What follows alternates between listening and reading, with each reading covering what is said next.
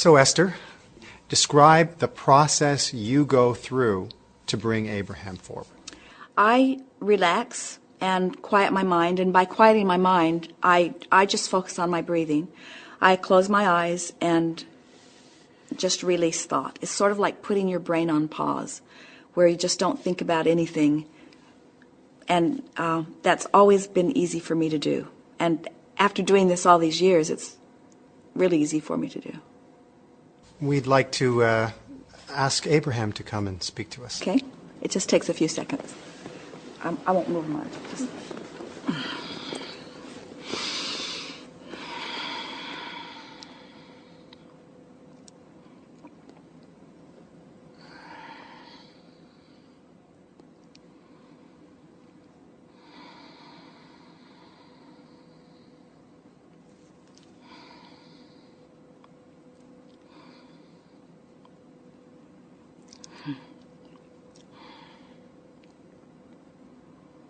It is nice to have an opportunity to visit. Mm-hmm.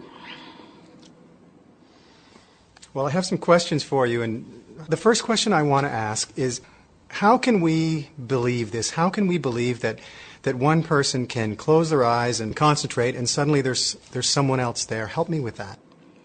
Well, we would rather that you believed something even more than that, and that is that not just one person can do that, but all persons can and do. You are all extensions of source energy. And so you could never separate yourself from the stream of consciousness that is really you.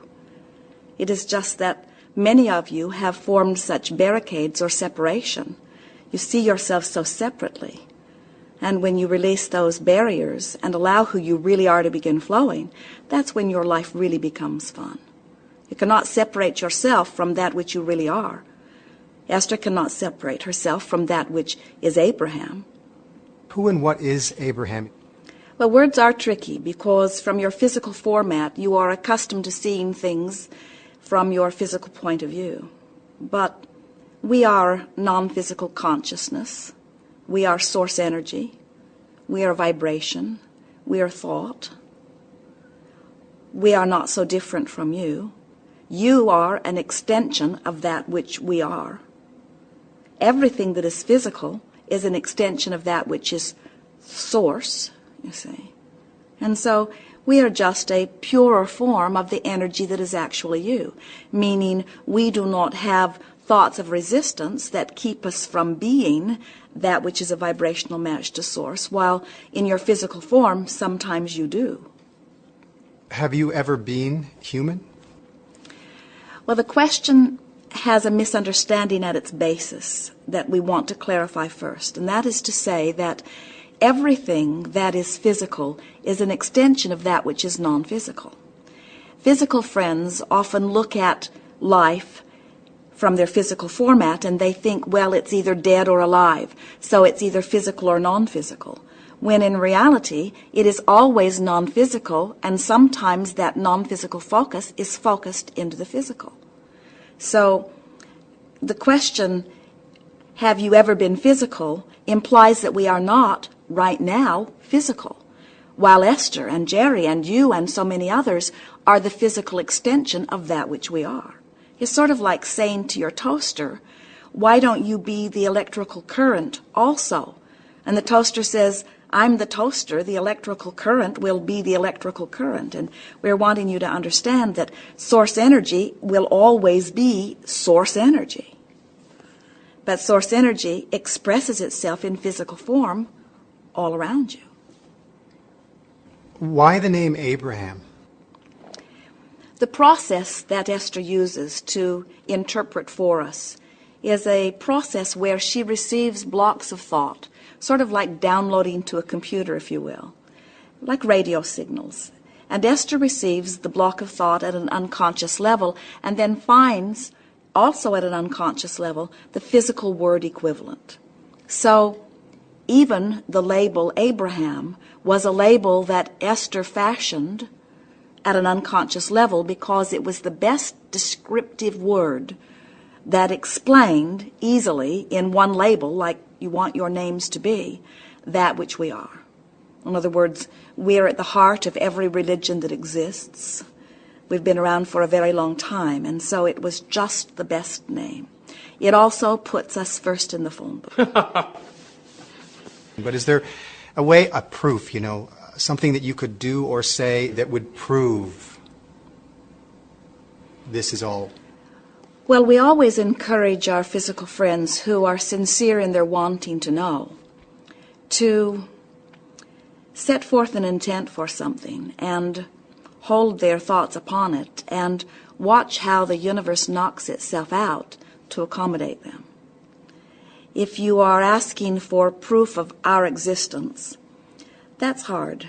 Esther said, Abraham, there surely must be something. And we say, there is nothing that we could offer in the form of proof that someone would not find a way of discrediting in some way. And so we are not so interested that you believe in our existence as we are interested that you come to adore your own. It is not important to us that you understand who we are or that you identify us in any way that is particularly meaningful to you. But if we can say something that helps you to reconnect with who you really are, then the way your life flows and expresses will be all of the proof that you will ever need. The proof that we would like you to seek and find is the proof that you are a worthy being, that you're blessed, and that good things are supposed to come to you, and that you are an extension of source energy, and that source energy is always there and available to you and flowing through you. We want you to prove to yourself your rightness and your wellness and your blessedness. And so, how do we go about doing that? By recognizing that in this environment, when a desire for something is born within you, that you have guidance that lets you know in every moment whether or not in that moment you are in alignment with your own desire. By utilizing your emotional guidance system to bring you vibrationally back on track with your own desire. When you say emotional guidance system, could you tell me a little bit more about what you mean there? Well, before that will make sense to you, we want to say to you that you and everyone you know, in fact, everything you see, is vibrationally based. Everything. And you, in your physical form, are vibration. Your physical senses are interpreters of vibration. What you see with your eyes is a vibrational interpretation. That's why you see. What you hear, even what you feel with your fingertips or taste with your tongue or smell with your nose, these are all translators of vibration. You have another sensor that you are well aware of. You talk about it all the time as physical humans, and that is your emotion. Your emotion is a very sophisticated sensor of vibration. So when you are in any moment giving your attention to something that is causing you to be in alignment with who you really are, in other words, a perfect extension of this source energy, allowing God force to flow through you purely and in non-resisted way. When you are doing that, your emotion lets you know that you are doing that, and that's the emotion that feels wonderful. That's what love is, or appreciation. But when you feel frustration or anger or despair, any of those stronger negative emotions, what that always means is your attention in this moment has you offering a vibration in this moment that is out of sync with who you really are. And so you've set some resistance up within yourself that is not allowing your pure connection. So that's what we mean when we say, if you are looking for proof, what we want you to prove to yourself is that you have easy, ready, constant, steady, always available access to source energy. It's always there for you. And with the tweaking much less than it takes you to learn Quicken on your computer, you can bring yourself steadily and constantly into vibrational alignment with the source that is really you.